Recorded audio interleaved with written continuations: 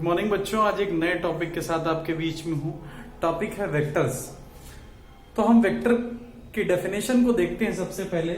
तो अगर बात करें वेक्टर की, तो वेक्टर को हम एक एरो से रिप्रेजेंट करते हैं। The vector is always represented by an arrow. और जो ये एरो की टिप होती है, ये हमेशा डायरेक्शन शोइंग होती है।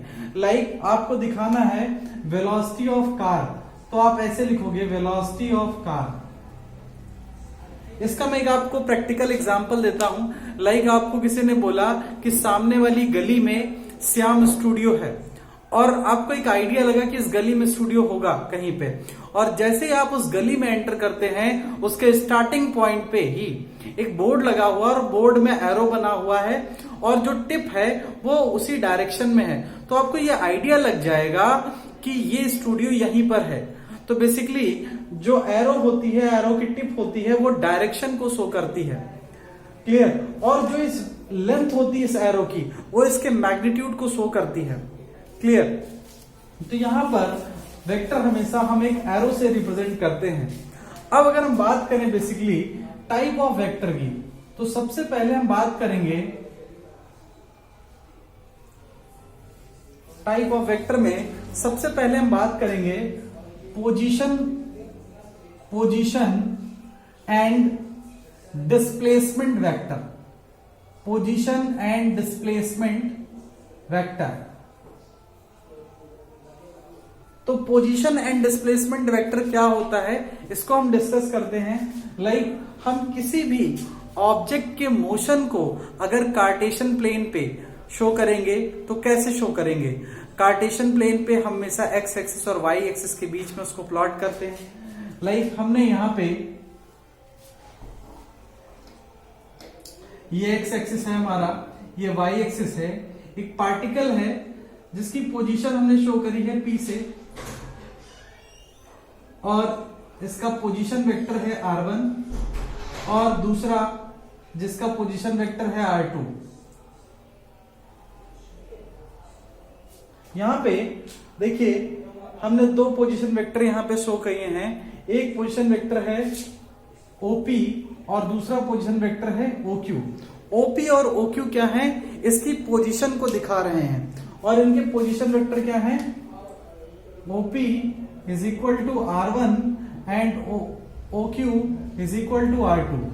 अब अगर हम इन दोनों पार्टिकल के बीच के डिफरेंस को देखें, तो डिफरेंस को हम कैसे देखेंगे, PQ से देखेंगे। तो वेक्टर PQ क्या होगा, R2 minus R1। R2 minus R1 का मतलब है इनके बीच का डिस्प्लेसमेंट। तो PQ क्या हो जाएगा, डिस्प्लेसमेंट वेक्टर होगा। अगर मैं इसको बहुत इजी लैंग्वेज में डिफाइन करूं, तो सीधे सीधे ये समझिए, पोजीशन वेक्टर कार्टेशियन प्लेन पर किसी भी पार्टिकल की पोजीशन शो करता है, और वो पार्टिकल अगर अपनी पोजीशन को बदल दे तो डिस्प्लेसमेंट वेक्टर उस डिस्प्लेसमेंट को शो करता है जो उनके बीच में हुआ है। तो ये हमारा पोजीशन एंड डिस्प्लेसमेंट वेक्टर हो गया। इसके बाद हम बात करते हैं, जो अगला हमारा वेक्टर है वो है जीरो वेक्टर। जैसा कि नाम में ही आपको दिख रहा होगा, जीरो वेक्टर का मतलब क्या हुआ। जीरो वेक्टर का मतलब हुआ एक ऐसा वेक्टर जिसका मैग्नीट्यूड जीरो है। The vector whose magnitude is zero. एक ऐसा वेक्टर जिसका मैग्नीट्यूड जीरो है। मैग्नीट्यूड का मतलब, अगर हम बात करें, हमने कोई वेक्टर A ले लिया जिसका 0i plus 0j plus 0k, तो अगर हम इसका मैग्नीट्यूड निकालें, कैसे मैग्नीट्यूड निकालते हैं, अगर इसका मैग्नीट्यूड फाइंड करना है तो हमेशा इसको हम मॉडुलस के अंदर लेंगे, और क्या लिखेंगे कोफिशिएंट ऑफ i का square plus coefficient of j का square plus coefficient of k का स्क्वायर। किसी भी वेक्टर का मैग्नीट्यूड हम इसी फॉर्मूले से फाइंड आउट कर सकते हैं। तो अगर हम इसका i का कोफिशिएंट देखेंगे तो क्या होगा, 0, जे का कोफिशिएंट देखेंगे तो 0, के का कोफिशिएंट देखेंगे तो 0। इट मींस हमारा जो मैग्नीट्यूड आया वो 0, यानी एक ऐसा वेक्टर जिसका मैग्नीट्यूड 0 है उसको हम बोलते हैं जीरो वेक्टर। क्लियर बच्चों? आगे बढ़ते हैं हम बात करेंगे यहां पे इक्वल वेक्टर की। इक्वल वेक्टर क्या होते हैं? वो वेक्टर जो डायरेक्शन और मैग्नीट्यूड में इक्वल होते हैं। The vector whose direction and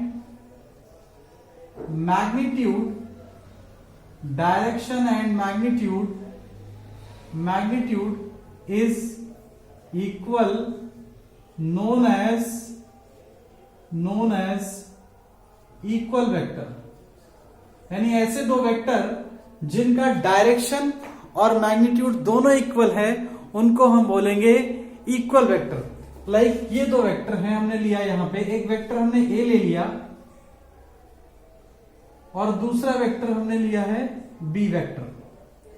यहां पर एक वेक्टर हमने ए लिया है, देखिए दोनों की टिप सेम डायरेक्शन में है, यानी दोनों सेम डायरेक्शन में है। तो एक कंडीशन हमारी फुलफिल हो गई कि अगर इक्वल वेक्टर की बात हो रही है तो दोनों सेम डायरेक्शन में होने चाहिए। और अब बात करते हैं मैग्नीट्यूड की। लाइक एक वेक्टर हमारा है 2i plus 3j plus 2k, दूसरा वेक्टर है हमारा 3i plus 2j plus 2k। Vector A के मैग्नीट्यूड को अगर हम निकालें तो अभी मैंने फॉर्मूला बताया, क्या फॉर्मूला होता है? कोफिशिएंट ऑफ i का square plus coefficient of j का square plus coefficient of k का स्क्वायर। तो i का कोफिशिएंट क्या है?